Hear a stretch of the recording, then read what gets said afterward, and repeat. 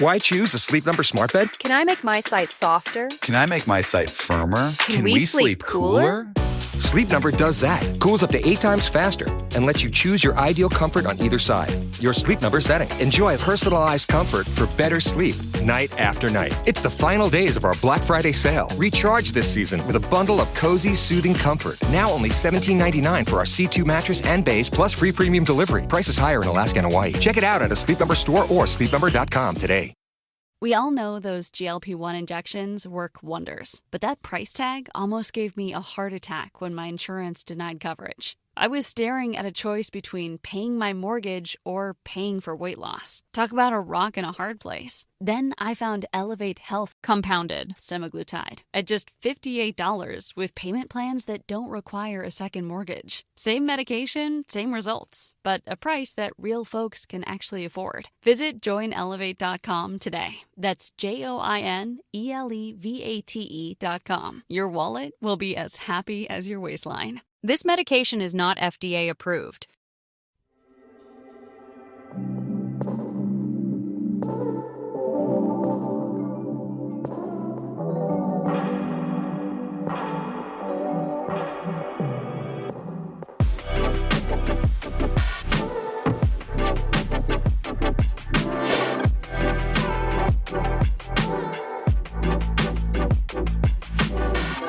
Good evening. It is Sunday, January 28th, and this is Doing the Thing. I am Lekika Chowdhury, and I am here with Wizard Radio's Ashley Styles. Hi. And Shini Yukata from It's a Continent. Hey. Hi, to talk about everything that's happening in our worlds this week. How are you guys doing today? I'm good, thanks. Yeah, nice easy weekend, huh? Yeah. That's good.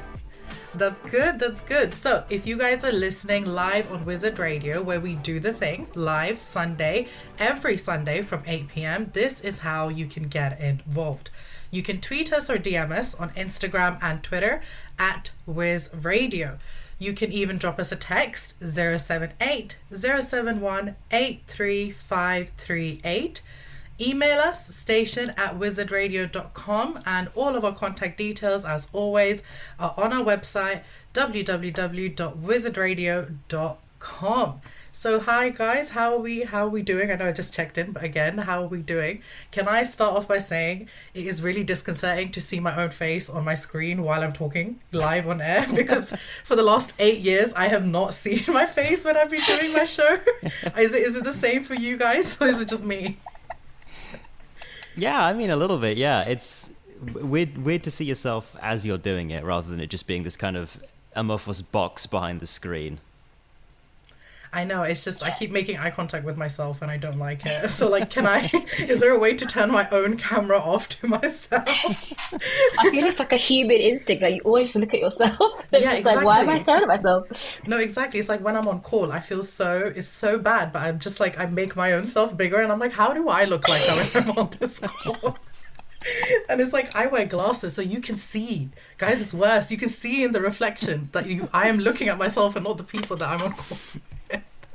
No, it's not the best. I'm not made for like the TV. I've just realized this. Me and radio, we're best buddies, but I am not made for TV.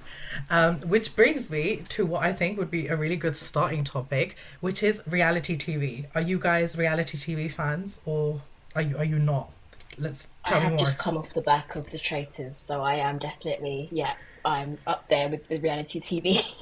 Wait, what is the Traitors? Because I have missed that entire hype and I only heard about it. I'll tell you why. Because my best friend texted me saying I'm applying for season 3 of the Traitors, and I'm like, I don't know what you're talking about. But okay. No, I want to apply as well. It's basically people in this castle in Scotland, and you have maybe like 3 people who are traitors, and they murder people every night. And then there's banishments where people leave dramatically because they think they're traitors, but they're not. They're faithfuls, and it's just been great telly. It's fantastic. Is this like that CBBC show, like the castle? It's like Raven for adults. Oh, yes. It is. Yes. Okay. Yes. That's literally what it is. I said this last night. I was like, this is Raven for adults. But this sounds fun, you know? Like this is reality TV that I can get on board of. Yeah, no, it's never too late to catch. I don't even work for BBC, but here I am. free promotion. Yeah, it's like never too late to catch up. But honestly, it's so good, so good. Are you Ashley? Are you a reality TV fan? No, I think I'm in the same boat as you. Traitors kind of passed me by. I've heard like all of the hype and everybody saying like it's amazing, but I'm not really a big reality TV person. I don't know. It's just something about it that just doesn't necessarily appeal to me in the same way that like other more scripted TV does. Yeah, no, I get that. See, I watched one season of Love Island and now my entire office is obsessed with it, and every year they talk about it and I'm like, I don't know what you're talking about, but like, do I watch it just so I can be like, yes, I know what everyone's talking about, or do I not watch it? Because like I feel like there was a time where I was like, reality TV, like it was the love of my life, and now I'm just like, nah, I don't want to watch it anymore. No, I hear that. I think with Love Island, I don't know, I kind of feel like I'm not the demographic anymore, so I've just stopped watching it, to be honest. This is the thing, isn't it? I feel like it's getting to the point where these shows are not made for me anymore, which makes me sound like I'm so much older, but I'm not. Yeah, no, completely the same. I'm like, I don't think I'd be able to get into the villa, so I don't think I'm really the audience here. Oh, I can't imagine the audience is just the people who could get into the villa. That's a very slim demographic. That's also true. That's very, very... That nobody would be watching it. They'd be like, like 800 people all around the world. And they'll be like, yeah, we could get in, so we should watch. No. But you know what I watched? And I don't know, do talent shows count as reality TV? Like, yeah, I mean... What's the definition? So I'd say reality TV is anything where, in terms of like it being scripted, they may have like a couple of big events where it's like, okay, this thing is going to happen this week. But outside of that, people are just talking off the cuff. And the idea, I guess, as well, is that it's like real people as opposed to actors. Ah, okay. So when I moved to the UK, they were like, to settle into the UK, you should watch all of these shows, right? They gave me like a bunch of shows. My school gave me a bunch of shows.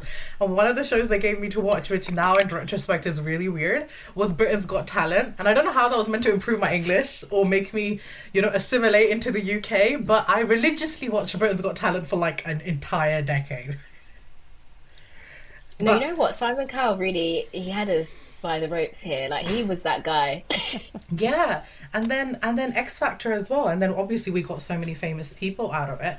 But did you guys see, there's an article that's come out about how the way a lot of these contestants were being treated was like, obviously not the best, but like, it's like really bad. Like, it's opened the floodgates of all of these stories. Yeah, I saw something about that in terms of like, the way that they were getting treated behind the scenes and stuff. It reminded me of something I saw online about Dragon's Den that was similar. What that person said, it was somebody who gave their experience about, like, I was on Dragon's Den, the UK one. In America, it's called Shark Tank, I think. But they were like, basically, what they're looking for in terms of the pitches is not ones that will succeed. It's ones that will fail badly. Because that's a much longer segment. If the dragons can spend ages picking apart your pitch and you stand there sweating, and they turn the studio lights on them, it's like that is much more convenient for the producers if it goes badly than if it goes well for the person who's actually doing the pitch.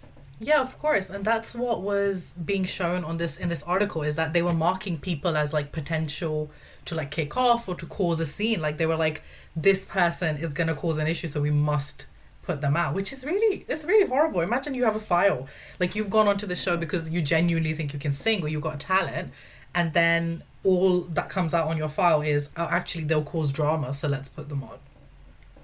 Yeah, it kind of goes to show that it's a lot of manufactured, I guess we kind of already knew in a sense, but it's now like, this reality is actually really manufactured. But I guess it's like, with the advent of the internet and everything, like, you kind of see behind the scenes a lot more than you used to, which is probably why they got away with it so much back in the sort of heyday of X Factor. But it's also the things they said, right? The things some of these judges said, that if you ever watch the clips, you're like, you could not say this now. Like, you would be cancelled so fast. Like, this show would shut down so fast. The amount of lawsuits headed your way with the things that they used to say. And I feel like that's also British TV. Is like, we had some really out of the pocket TV shows when I moved to the UK in like the 2010s. Yeah. What a time. And to be fair, it's like this in every country. We had the same back in India. And my mom watches reality TV, but not British reality TV. She watches India's version of Big Brother. And she's like obsessed with it. And it will be like 9 p.m. because it comes on late at night. And just, all I hear is screaming downstairs because there are people just yelling at each other. And I'm like, how are you enjoying this? And she's like, but it's so fun because it's real life. And I'm like, but it really isn't. Like, it's literally the opposite. Never in real life are you going to be stuck in one building with like 20 people who have been put together because they're so far apart in personalities. On my mind, in terms of that stuff, goes to like the really out there ones. When I grew up in China, so we got a lot of the American TV there. And on Discovery Channel, you have like crab ice fishing. Do you want to watch like the captain of a crab fishing boat in Alaska lose his mind? It's like, I wonder what the target demo for a show like that is. But it's reality TV because it's like they're filming them on the boat and stuff. I don't know. Where's the appeal? I feel like that's unlocked some memory for me because in India you get a lot of American TV as well. And I feel like I've watched something to do with the person on a boat, something to do with fishing. Yep. Like it's like it was big opening call. Yeah, I feel like I might have caught an episode or two of that. No puns intended, because no fishing puns intended on my side. But I feel like I've caught an episode or two of that. But no, you're right. I feel like reality TV, there's so many different types. Like that show, is it Race Across the World? Like, would that classify as reality TV because it's people doing something, or is that more like adventure based? Maybe I just don't watch enough TV to know the meanings of these things. Have you guys seen Race Across the World? Yeah, Amazing Race. Yeah, or a different one. I mean, either way, yeah, I'd say it's reality TV because you're filming people doing a thing. I guess the point is that they're not actors in that sense. You're trying to capture something that's That's a very fun show because you watch these people and they're like, the only season I've seen, to be fair, is the one where they're trying to get from one end of Canada to the other. And I watched it with probably the worst person, my dad, who's like, I could do this so much better. That's all I heard the entire season. He was like, why did they do this way? If they look at the map. And I'm like, well, clearly there's a reason that they've made this decision. And he's like, no. You know, look at the map. There's trails. And I'm just like, I'm just trying to enjoy this show, please. I wonder if that's part of the appeal, though. Like, especially with that thing with the Dragon's Den thing and Britain's Got Talent and X Factor and stuff, is do you watch it as much for the people who are good, or do you watch it as much for the people who are bad? And you watch them to be like, oh man, they're so terrible. I could be so much better than them. Maybe I could do it. That's me with The Apprentice. To apply. Yeah. Yeah, The Apprentice is starting soon, and you know, I know, I can't wait. Like, okay, me neither. But there's always one episode where it's like a treasure hunt, and they have to find things, and they're always so bad. And I'm like, I don't get it. And every year I'm like, I should apply because I don't care about the other tasks, but that one specific task of finding things, I'm like a magpie. I was like, I would be so good. Every year they don't know what oud is. You know, just. Guys, it's a recurring theme here. Like, come on. But that begs the question, like, is that part scripted? Because sometimes they do things and I'm like, you guys have businesses running in the millions or the hundreds of thousands. Like, surely you're aware of this. Like, come on. Like, me as somebody, and I was watching this at uni, I was like, come on, me as a uni student knows this. Like, this is a joke, right? Because you're trying to make it for us to watch. Otherwise, it would be really boring watching 20 people do really cool business things. Yeah, I mean, when I was like a teenager and stuff, watching it when I was still in school, I was thinking, wow, these business tasks were really hard. Like, oh my God, that interview, crushing. Like, I thought that was what a corporate interview was. I thought that they would shout at you in an interview. And then I like kind of grew up and started working, was like, wait a minute, that's kind of easy. Like, they just have to design a logo, you know, like just like, wait a minute, I don't think these people are all who they cracked up to be. No, exactly. But it's, I'm so excited for The Apprentice. Like, I love that show. Even though every year, like you said, I've grown up and I'm just like, I could do this so much better. I think do this. Yeah. Yeah, like, filming an advert, I'm not the most creative person when it comes to, like, visual things. But, like, I'm sure I could hack it a lot better than the 10 of you did. Yeah. No, it's good fun, reality TV. But, yeah, no, I feel like I have 2 reality TV friends as well. Like, I've got the core Love Island and all of that, like Maths like people who are obsessed with it. Oh, I do And love they- a bit of maths.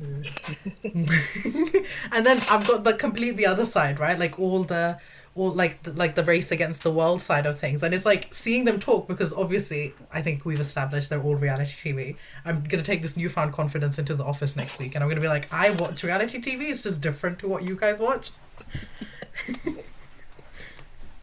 Yeah, I guess But- I just don't watch enough reality TV myself. You know, I'm kind of a third category, I guess. There's something about the liveness of it. I don't know. There's an inherent awkwardness to watching a person kind of scrabble and fail at something that I feel a little uncomfortable with sometimes. You know, like I can't stand to watch those videos of like X Factor and Britain's Got Talent where it's like someone who's really, really bad who thinks they're really, really good. I get there's kind of a Schadenfreude there, but for me that's just sort of it's too cringe. I cringe too much. So what you're saying is you don't watch dash cam footage, and like you know No, the videos where I- like everything is going wrong. Yes, I do not watch dashcam.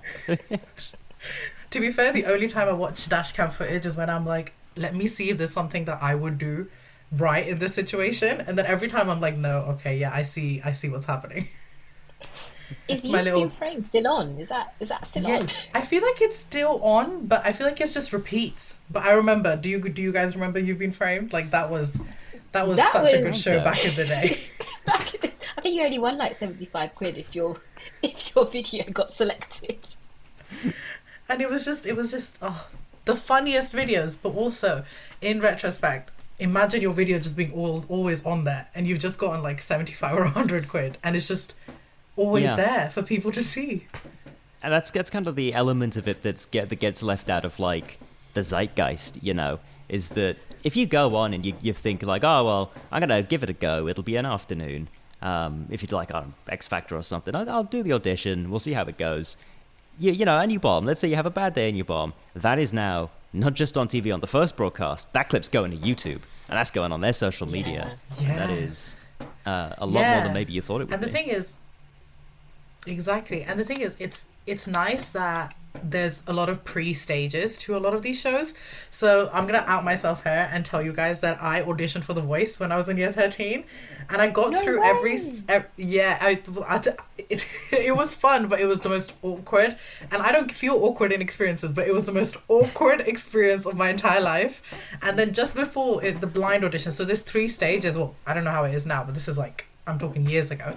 There's 3 stages before like the blind auditions, and I got through all those 3 stages, and then I had to drop out. But I was just going through this, and I was just like, this is a lot. And then I had the whole thought process of, imagine I go and they film it, and then I don't do well. Everyone's gonna see this, and that was the only thing that was looping in my head. I was like, oh my god, everyone's gonna see this. And this is before, you know, before like TikTok and things that go viral now. Like imagine getting viral on TikTok for a, bless your heart, a video of you doing something that you're normally good at, and then you've just not done good that specific day. That's the thing, because digital footprints, like everything gets captured now. You can't escape it. So even some people might have an obscure audition on X Factor in like 2005, it never gets seen again, like save for like one YouTube video. But now, if you just one little slip, and everyone just kind of has it, just It's so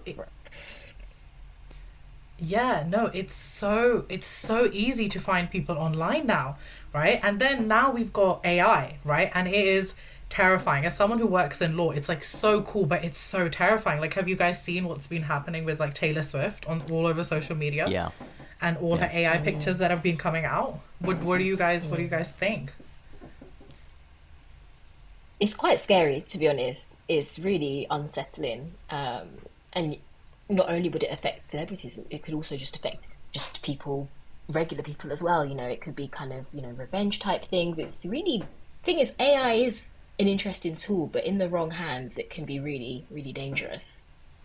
Yeah, I think it sucks to say, but when one says it was a matter of time in the way that it's been being used, especially in terms of like the accessibility of it. I mean, I don't know what the right answer is in terms of access to tools like, I mean, even just image generation. A lot of people just use it for fun, but it's something that's very resource intensive, has absolutely no regard for You know, whether it's like someone's artwork you're stealing to use new things, or whether it's someone's private pictures that you're using for whatever purpose. It's a dog without a leash in a lot of ways. No, exactly. And it's so fun, right? It's like initially you're like, oh my god, this is so cool. Like everyone was doing the TikTok AI trend, and like I have friends who love, like they're like, oh my god, look how cool I look, and I'm like, no, that's great, and I love it, and it's really nice because it's a realm of creativity we didn't have like 15-20 years ago, so it's great. But now we're starting to see the other side of it, and people are like, oh, hold on. And it's like, do we pause the production of AI? But that doesn't seem like it's even possible, do we? Yeah, it's so difficult because you have to kind of wait for the legal side of things to catch up, and you kind of saw that explosion in social media in a sense, and privacy is, those kind of laws have only just caught up, and now with AI it's going to carry on expanding, and it's just really difficult to get them to the legal side of things to develop as quickly as AI itself is. And the thing is, see, I work in law, right? And the law is never, and the point is, my mom always says this, I say this on air all the time, that prevention is better than cure. And the law should be working ahead. Now, obviously, it's not easy. Nobody 15 years maybe ago could have imagined how quickly it would have progressed, right? Like how quickly things like ChatGPT would become a part of our lives. But the fact that we're only now getting legislation on social media, which we've had for over a decade, means that I don't really think we're going to get anything concrete for AI for a really long time. Isn't that kind of similar to how, like with a lot of the crypto stuff, where loads of people lost huge sums of money in pump and dump schemes, which are fundamentally not any different from unregistered securities trading or stock market manipulation? All of that has absolutely no regulation whatsoever because it's new. And yet that newness and how quickly that space exploded left loads of people who were missold on an idea of what it was going to be like, left them very vulnerable.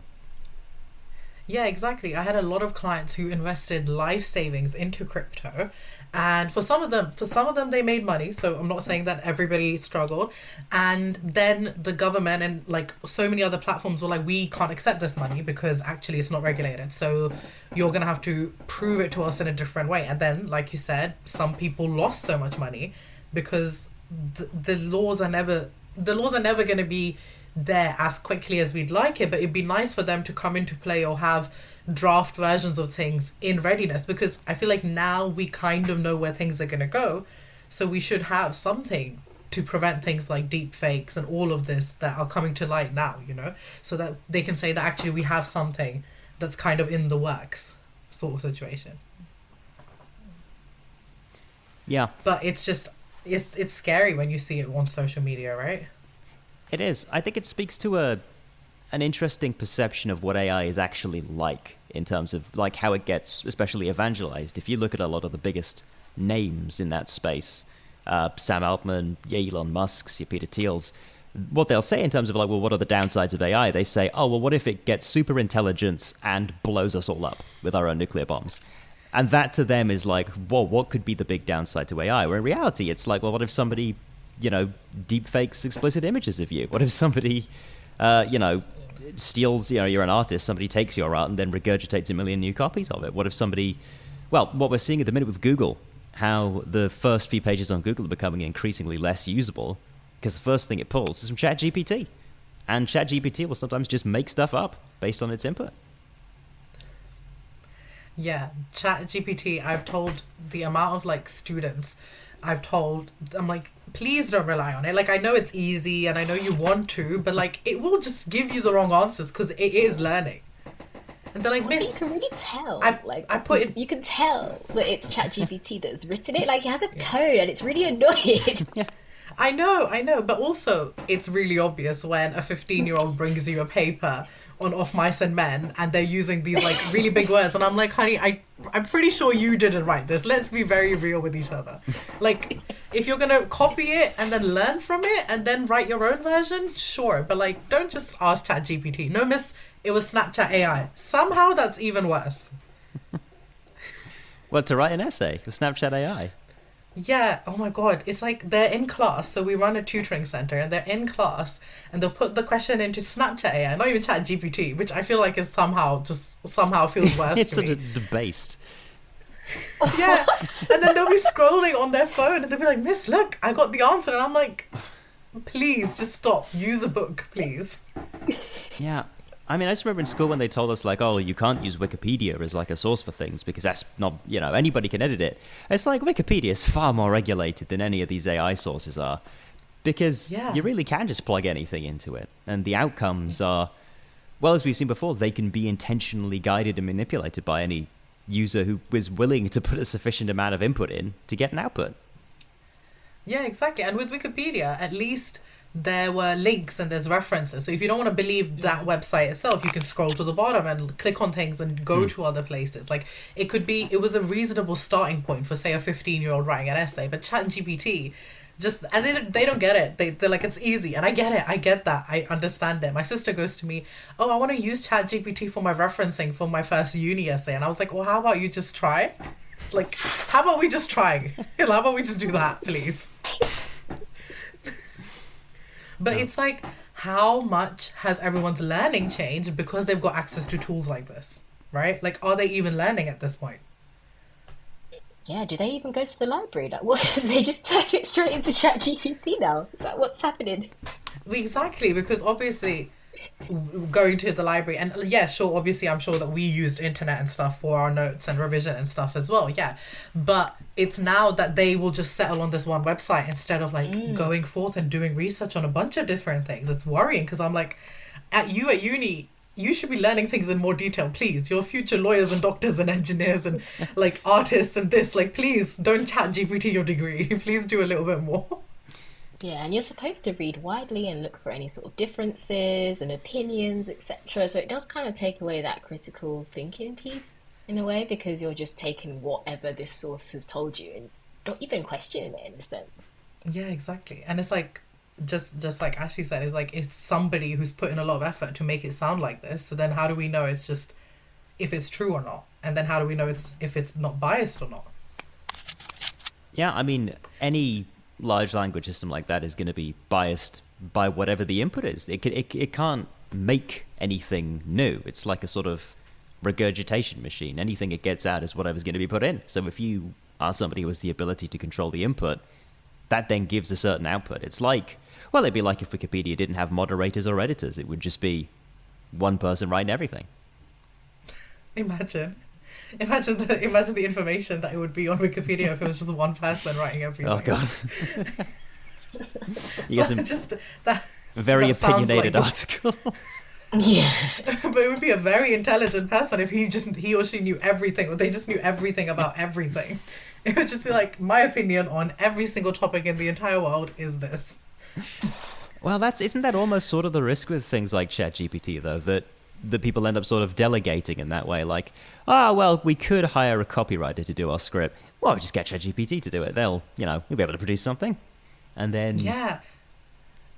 And the thing is, it's like, a lot of people, when it blew up, right, like 18 months, 2 years ago, were like, oh, but my jobs are being put at risk. Like, a lot of people in the legal field, like paralegals and stuff, people who do a lot of the writing and the drafting, they were like, oh, my job's going to be put at risk. And I was like, I understand the worry, because it did feel like you said, that any business could turn to ChatGPT and be like, let's just get ChatGPT to do it. Also, ChatGPT doesn't sound like a word anymore to me, by the way. I've just said it so many times. But it was using it and then seeing how you'd have to do pretty much the same amount of work anyway to correct it and make sure it was accurate. I feel like we are far away from a time where they're gonna, AI will take over our jobs. I feel like we've got a long time till we get to that point, if ever,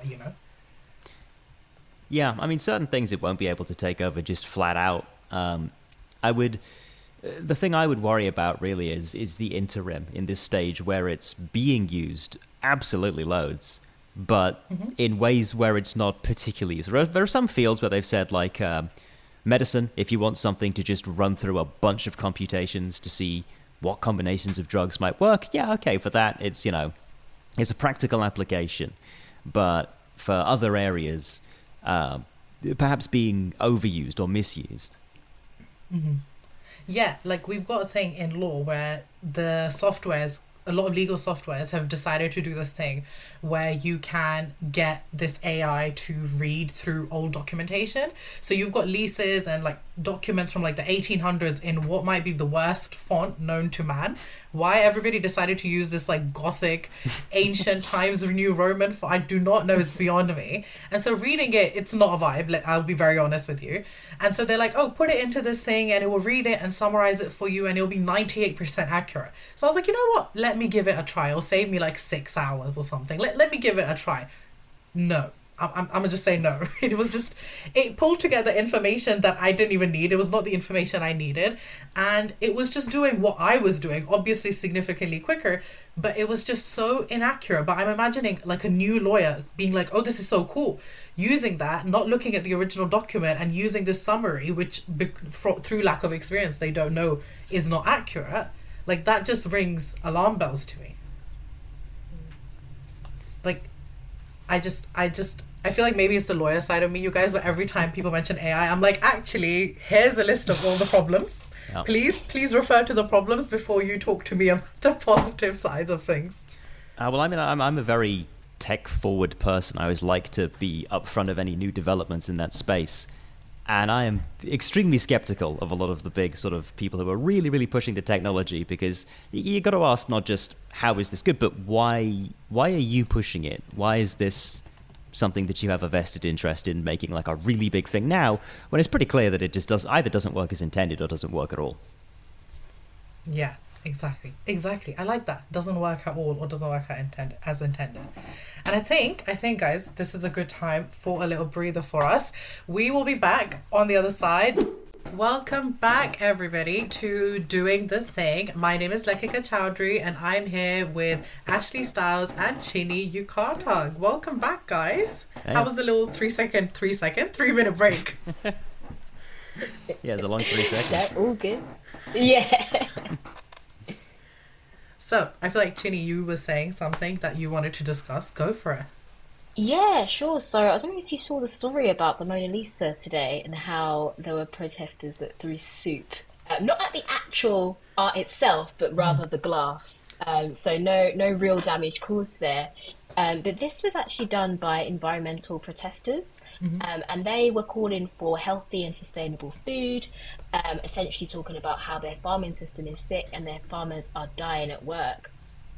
Is this something that like you think we will probably be seeing more of, especially as we have, the climate crisis and other sort of, we're seeing more extreme weather, for example, we're seeing crops failing due to this. Do we think that we might start seeing more of this action taking place in our major cities?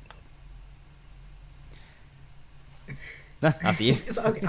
After me. Okay. Yes. I mean, I feel like, first of all, I saw that article and I was just, all I saw on my phone, actually, let me be very honest, is soup and the Mona Lisa. That was the only thing I got on my notification, and I was confused. I was like, what does this even mean? But it's like those people who were throwing paint, right? And I walked past like UCL the other day in Central, and there's half of the walls are orange, and it's like the same people who were doing it to all these different shops and everything. And it's so tricky because it's like, I get it, but I don't get it either. Like I get it, but I don't want to get it, but like I don't. So I don't know where I stand at the moment. Yeah, it's definitely a different way of doing things, I guess. Because I myself, I'll be honest, I didn't quite make the connection between the soup and the climate crisis. Although obviously I kind of agree for more of a highlight on the ongoing climate crisis issue. I think there's no connection in terms of it being soup. I think it's just something that is going to be a visible thing. It's just something that's, they know that the Mona Lisa is behind glass, so it's not going to be any damage to the painting, but they also know that it's going to make a lot of people really, really mad that they threw soup at the Mona Lisa, and that, brings attention. Yeah, I guess it's like when oh, sorry, go on. No. I was just saying, it's like when they threw orange confetti at, was it Jacob Rees-Mogg's wedding? It was somebody's wedding. And they came up the back and they threw orange confetti. And I was like, if I was at that wedding, I would have been like, oh, splash of colour. Never would have realised it was to do with the climate crisis. Yes, exactly. Or when they're like, I think, didn't they sort of glue themselves to the tube somewhere in Canning Town? I remember that story and I thought, It sounds painful, but we are all talking about it, so it's kind of fair enough. It's very out of the pocket actions, but it works because the three of us are talking about it. BBC News is talking about it, like Sky News is talking about it. So it gets things back in the limelight for sure. It's just very random, and that's what confuses people. But I guess if it becomes monotonous and people stop talking about it, it defeats the purpose of them doing it. Yeah, I think that's the feeling among a lot of climate activists, especially as we get towards the past few COP conferences and the relative lack of anything seriously major being declared, is they start thinking, well, we've spent from the 90s through to now saying, hey guys, reduce, reuse, recycle. Let's maybe try turning off all the sockets in your house. That'll do it. And I think there's a feeling now of, well, we're going to have to be just more willing to go out of the way to really make this a big issue. Otherwise, who's listening? Yeah. No, we talk a lot about the COP conferences on my show, and it's like, I think it was not this one, but the one before, and there were countries that were having discussions outside the conference about how to utilize their fossil fuels while also being present at a conference about how we should stop using our fossil fuels. And it was one more than that. It was Dubai who was hosting. Yeah, oh yes, it was the host. That's it. The irony, The embarrassment. Like, are you not embarrassed? Well, no embarrassment, because the response from the guy was, "Who are you to tell us what to do?" It was a private conversation. Yes. Stay out of it. If you want to talk about the climate, we have this climate conference. Otherwise, it's none of your business. And it's like, but it kind of is. But it kind of is the world's business. No. Yeah, I live here too, Just a little bit, just a teeny bit of my business. I may not contribute as much to my country's GDP, but it is a little bit of my business. And it's like, I'll go. It's like my mom got me a book years ago in the late 90s, and they used to have chapters about climate change, and they'd have chapters about global gases and greenhouse gases, all of that. And they talked about Tuvalu, right, which is just like, it's near Australia, and they talked about how it was very tiny, and how if the sea levels kept rising, ocean levels kept rising, it would cause them problems. And then as a kid, I read that and I was like, that's really sad. Like, imagine the people here. And then I watched a speech, I think it was a couple of years ago, by a minister in Tuvalu who was giving a speech in this beach, but the water levels had risen past his knees, and he was standing giving a speech there. And I found that book because we moved houses, and I was like, imagine, nothing has been done. And I was 4 and now I'm like more than 25, and it just got worse, and nobody's caring. So if throwing, oil, paint or soup is going to get people talking about it, then, it's annoying, but like, they didn't ruin the Mona Lisa, so no harm, no foul sort of situation. Yeah. I mean, that's the thing about the Just Stop Oil stuff that's happening over here in the UK. Picture yourself as the average British voter. How do you meaningfully impact your country's climate policy? Neither of the two main parties are willing to make any concrete pledges on a green plan. Labour recently rolled back their Green New Deal plans. You can vote for the Greens. They're standing in a handful of seats. They'll win maybe 2. Or you could glue yourself to a road, because it's something. It's not nothing, Yeah, it's like when you look back at your life, you've done something, because that's the aim. You try and do something, and it's like nobody's done anything for the past 2.5 decades. So if you got to glue yourself to something or throw paint at something, or like, I don't know if you guys ever saw the video of that guy who's been running around Paris turning off the lights of these shops that are on at night, and I'm like, I love you. I love you. You are brilliant.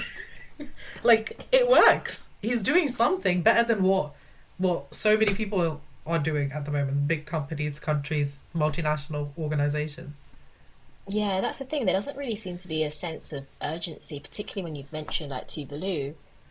How can a country be stinking under the water and no one's really talking about it? There's not much of an urgency when it comes to this. It just seems very run of the mill, like, oh, we'll just do another COP conference. We're at COP 20 something. It just keeps going, but there's nothing tangible that's coming out of that.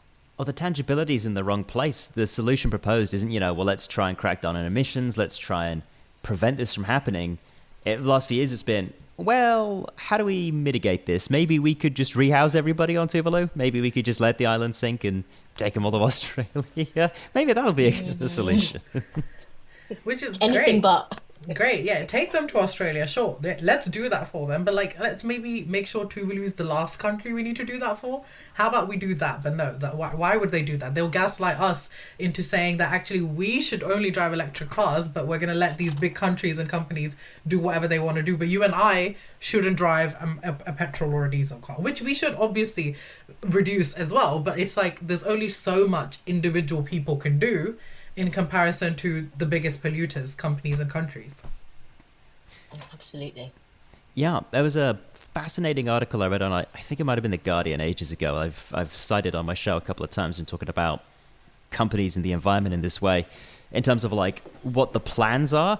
And it was a guy who was a futurist, I think, speculates about what the world might be like, kind of like a philosopher. He was invited to a conference of billionaires.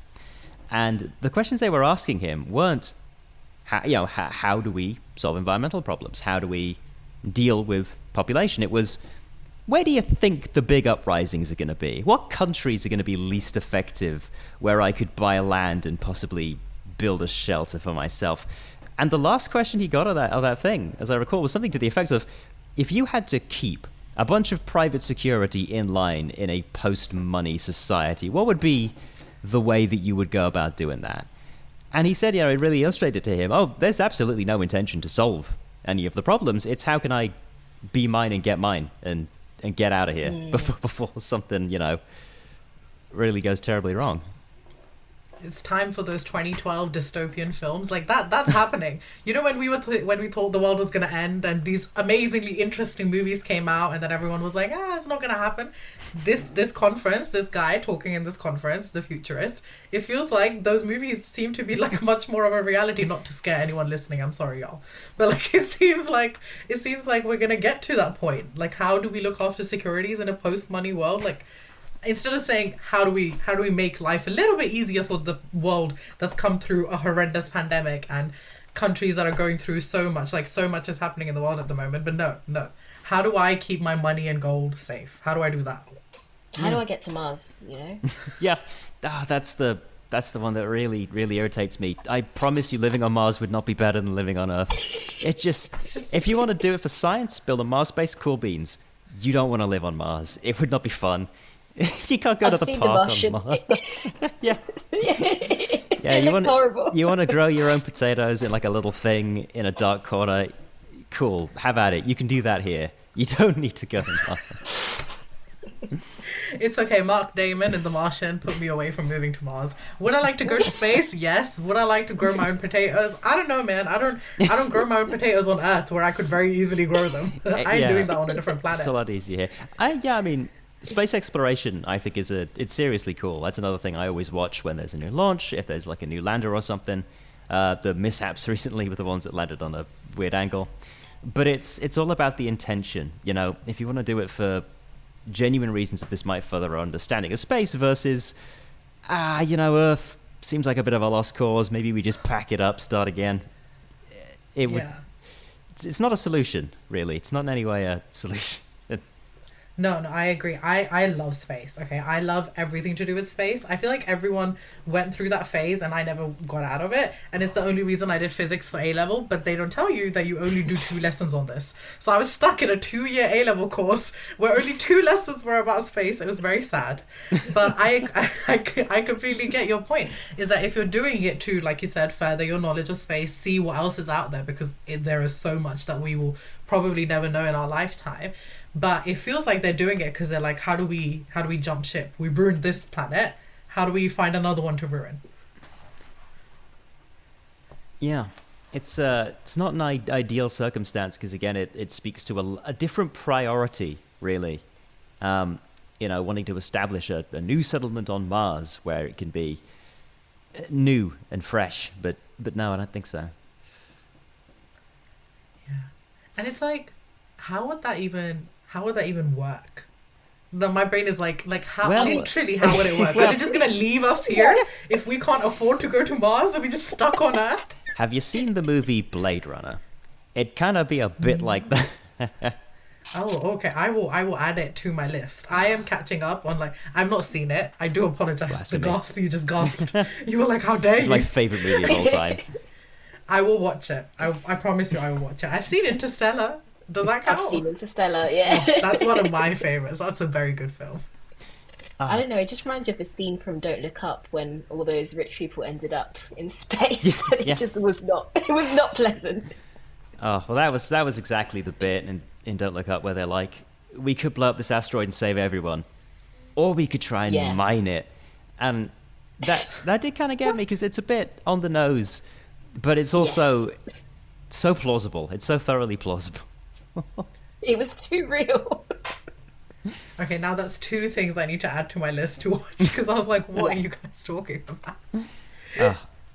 Speaking of movies, the Oscar nominations came through, and the big talk about that was the movies that got nominated and those that didn't get nominated. In particular, people mentioning the Barbie, that Ryan Gosling received nomination, but Greta Gerwig and Margot Robbie did not. Was that surprising to you guys at all?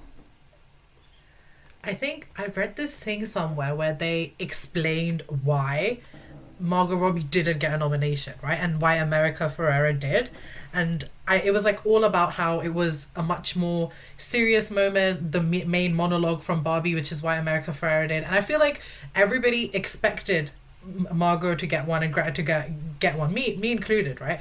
And the fact that it didn't happen just goes to show that the people who are deciding this are not deciding this based off just public perception. There's a lot more that goes into this. I'm not the biggest award shows person, but I'm sure there's a formula or something that they follow. But also that maybe there was a lot of movies that I missed out on that were better. That was my thought process. I was like, maybe I missed out on a bunch of movies this year because she didn't get nominated and I thought she was amazing. Yeah, in terms of priorities of award shows and stuff, what interests me about it is how things get chosen and when they get chosen, and then the public reaction to that. I remember when Parasite got nominated for Best Picture, and there was a small but quite vocal backlash of, well, that should be Best Foreign Film rather than Best Picture. And there was the debate, well, if it's a sufficiently good movie, shouldn't it be win Best Picture? Why should that be reserved for English language movies? And then Best Foreign Film, should that just be for smaller markets or non-Hollywood productions or such? Parasite was amazing, but that's a very good point. I wasn't aware that there was a whole conversation about should it have been Best Foreign Film, but that's really interesting because I watch a lot of, being Indian, a lot of Bollywood films, and it's interesting that if there's ever a film that blows up and is so renowned and there's so many people around the world watching it, should it fall into just Best Foreign Film and just be limited to that, or should it go past that into Best Picture? And then is the language thing a main barrier? That's very, very interesting.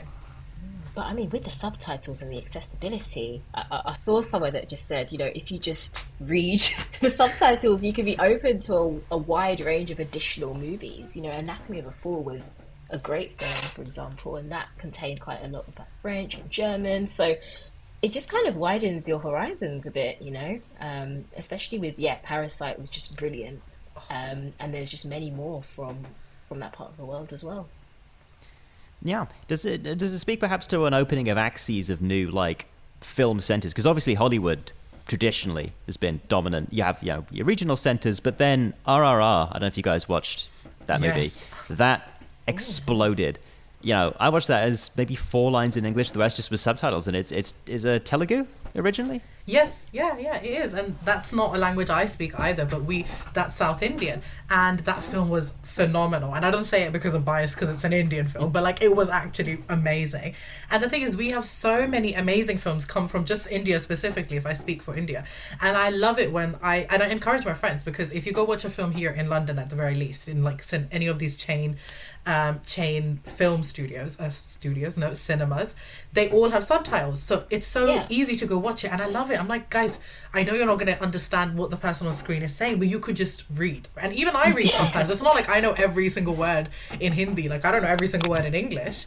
So I'm like, it's just so easy And it's so nice that it's become so easy, because I remember like 10 years ago, you'd have to struggle to find like I love anime, and you had to find like some weird dubbed version of it, or like, and I don't like watching dubbed things. I'd rather have subtitles, and like it was a struggle, but now it's so easy, and I love that. I love that there's literally nothing that will stop me from watching something that's not in the language that I speak. Like, I think that's great.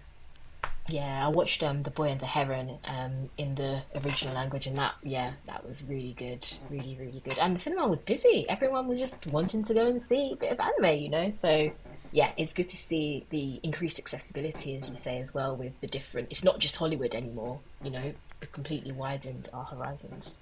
If you want to read the subtitles. Yeah, I think more people are willing to. At least in terms of the responses to those movies, was predominantly, as far as I could tell. Oh my God, I didn't even realize there's these entire other industries in different countries that have such different modes. The thing with RRR was a lot of people like not exposed to what a lot of Indian cinema is like. It's different, perhaps in some ways more theatrical in terms of the presentation. Many dance numbers, which are like not super common in Western movies. You know, and people were like, this is nuts. I just had no idea people were making movies like this with big budgets. And it perhaps opens doors to other filmmakers from different parts of the world who want to tell their stories and share their visions with bigger audiences.